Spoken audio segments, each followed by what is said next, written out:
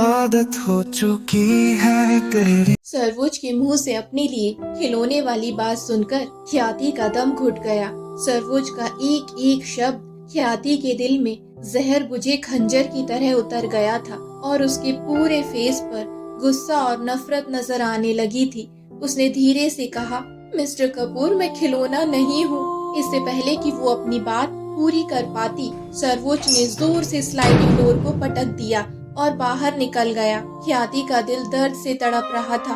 उसे सरवोज के facial expression याद आ रहे थे, जिन पर उसके लिए नफरत के अलावा कुछ भी नहीं था। ख्याति बहुत डिसअपॉइंट थी। पहले तो वो सिर्फ सरवोज से डरती थी, लेकिन अब उसने इस फैक्ट को भी एक्सेप्ट कर लिया था कि सरवोज उससे नफरत करता है, लेकिन उसका रीजन ख्याति को बिल्कुल भी पता नहीं था। सरवोज ने अपनी कार निकाली और फुल स्पीड में सड़क पर दौड़ाने लगा। सडनली सड़क पर सामने एक बच्चा दिखाई दिया। सरवोज ने स्टीयरिंग व्हील को तेजी से घुमाया और कार बच्चे के पास से गुजर गई। टायर से निकलने वाली तेज आवाज आसमान को चीरती हुई लग रही थी। काफी देर तक ड्राइव करने के बाद सरवोज ने अपनी कार सड़क के किनारे पर रोक ली और बाहर निकलकर एक सिगरेट सुलगा ली। तभी उसकी नजर सड़क के किनारे पर लगे बड़े से होर्डिंग्स पर पड़ी, जो ख्याति के परफ्यूम का एड था, जिसमें ख्याति के फेस पर क्यूट सी स्माइल थी और वो अपने हाथ में परफ्यूम की बोतल लेकर अपनी नेक पर स्प्रे कर रही थी। सरवोज लगातार उस एड के होर्डिंग्स को घूर रहा था। ख्याति की मासूमियत उसे खुद से कंट्रोल खोने पर मजबूर करती थी। उसे सख्त नफरत थी अपने आप के कंट्रोल खोने से। उसे हारना पसंद नहीं था और झुकना तो बिल्कुल भी नहीं। वो बचपन से ख्याति को पसंद करता था, लेकिन ख्याति को तो शायद वो याद भी नहीं था। यहाँ तक कि उसने किसी और से एंगेजमेंट भी कर ली थी। वो उसे बिल्कुल भी पसंद नहीं करती थी।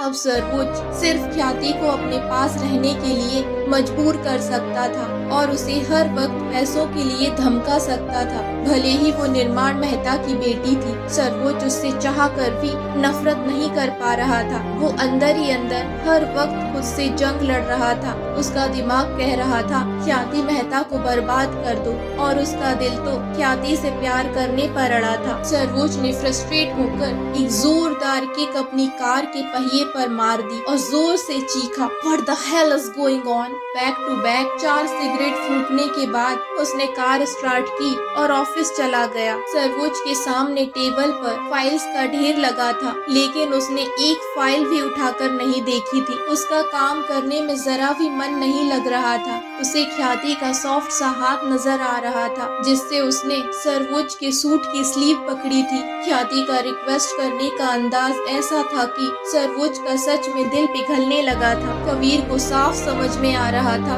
कि आज उसके बॉस का मूड ठीक नहीं है। ऑफिस केबिन में सिर्फ और सिर्फ सिगरेट का धुआं भरा हुआ था। धुएं की वजह से कबीर का भी दम घुटने लगा था। पिछले कुछ दिनों से जिस तरह से सरवोज स्मोक कर रहा था, कबीर को उसकी फिक्र होने लगी थी, लेकिन कबीर की कुछ भी बोलने की हिम्मत नहीं थी। जब से उसके बॉस ने शादी की थी, उसकी स्मोकिंग करने की आदत कुछ ज्यादा ही बढ़ गई थी। बहुत देर बाद जब सरवोज के मोबाइल पर नोटिफिकेशन टोन बजा, तो कबीर ने नोटिस किया कि उसके बॉस के फेशियल एक्सप्रेशन चेंज हो गए हैं। ऐसा लग रहा था जैसे वो इतनी देर से किसी मैसेज का ही वेट कर रहा हो। सरवोज ने फौरन अपना मोबाइल अनलॉक किया और टेक्स्ट मैसेज ओपन कर लिया। उसमें लिखा था, सर मैडम चली गई। सरवोज ने मोबाइल की स्क्रीन ऑफ करके मोबाइल को लापरवाही से टेबल पर फेंक दिया और कुछ देर बाद फिर से एक सिगरेट सुलगाकर उसके कश लगाना शुरू कर दिया। सर, कॉन्फ्रेंस का टाइम हो गया। तभी कबीर की आवाज सरवोज के कानों में पड़ी तो वो तुरंत अपनी चेयर से उठकर केबिन से बाहर निकल गया। सरवोज जैसे ही कॉन्फ्रेंस हॉल में पहुंचा,